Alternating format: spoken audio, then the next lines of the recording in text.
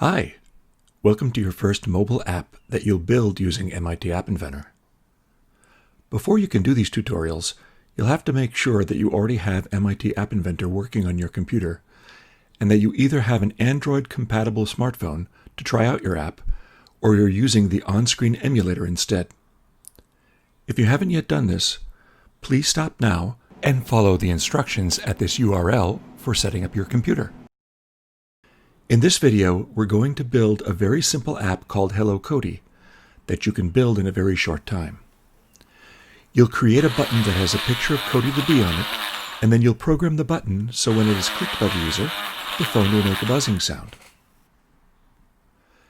There are two main components to the App Inventor environment, the designer and the blocks editor. The designer allows you to add components to your app and lay out what it'll look like. The blocks editor allows you to code your app to give it functionality. That is, make it do something interesting. You can toggle between the two screens using the buttons in the top right corner.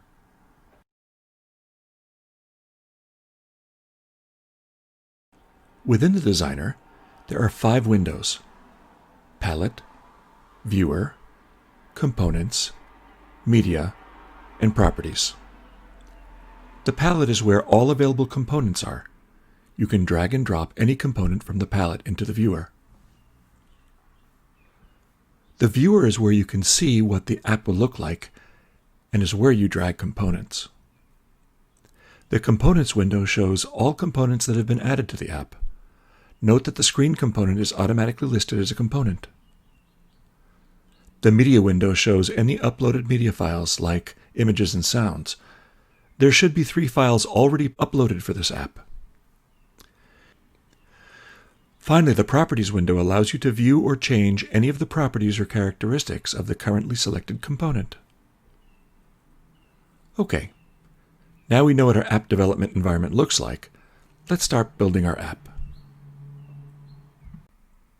From the User Interface palette, drag in a button and drop it onto the viewer. From that same palette, now drag in a label and drop it onto the viewer, below the button.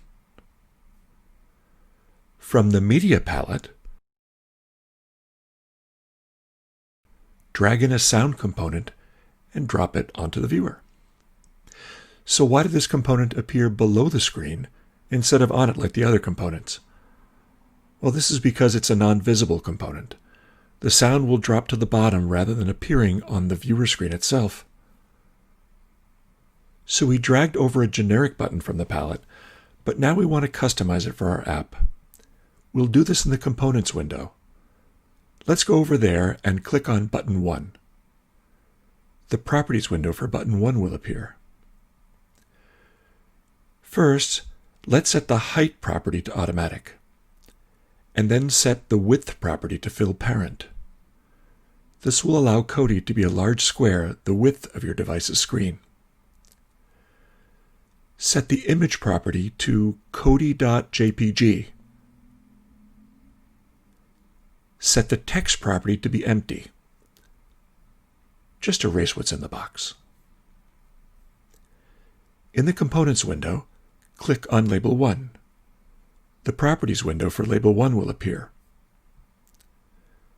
Set the Background color property to any color you like, and set the Font size property to 30. Set the Text property to something like Touch the Bee. Set the Text color property also to any color you like, as long as it contrasts well with the background color you set before. Okay, so now let's run our app to see what it looks like. We're now going to connect your Android phone to MIT App Inventor over the Wi-Fi network using a QR or quick response code. Go to the Connect menu at the top of your window and select AI Companion. With the AI Companion command, a dialog box with a QR code will appear on your computer screen. On your Android-compatible device, launch the AI Companion app that you downloaded and installed on your phone earlier. Then click the Scan QR Code button in the Companion and scan the code that appears on your screen. Within a few seconds, you should see the app you are building on your device. It will update you as you make changes to your design and blocks, a feature called live testing.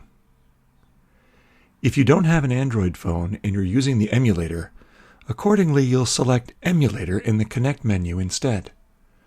This may take a minute or so to start up for the first time each session, so be patient.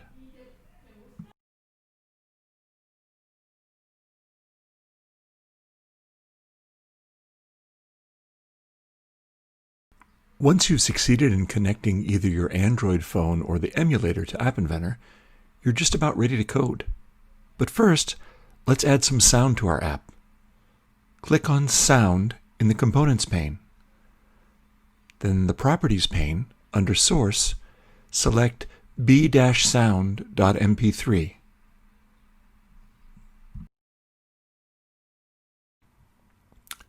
Let's write some code. Switch to the Blocks editor. You'll see that there are 3 windows in the Blocks editor: Blocks, Media, and Viewer. The Media window is exactly the same as in the Designer, just located in a different place on the screen. It contains all the uploaded media files for the app. The Blocks window is like a palette of available blocks. There are 3 categories: built-in blocks, component blocks, and any component blocks. Note that the component blocks list just the components that are in your app. The viewer is the area where you will drag your blocks and build the code for your app. From the button drawer, drag in a WhenButton1.click event block and drop it onto the viewer. From the sound draw, drag in a CallSound1.play block and snap it onto the button click block. Also drag in a CallSound1.vibrate block. Snap it in underneath the play block.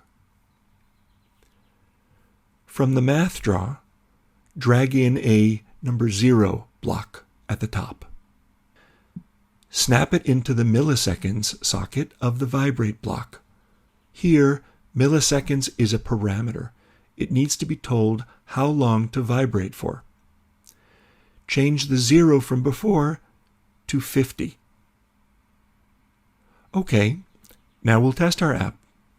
Let's assume that you have connected your phone or tablet, or you have your emulator running in your browser.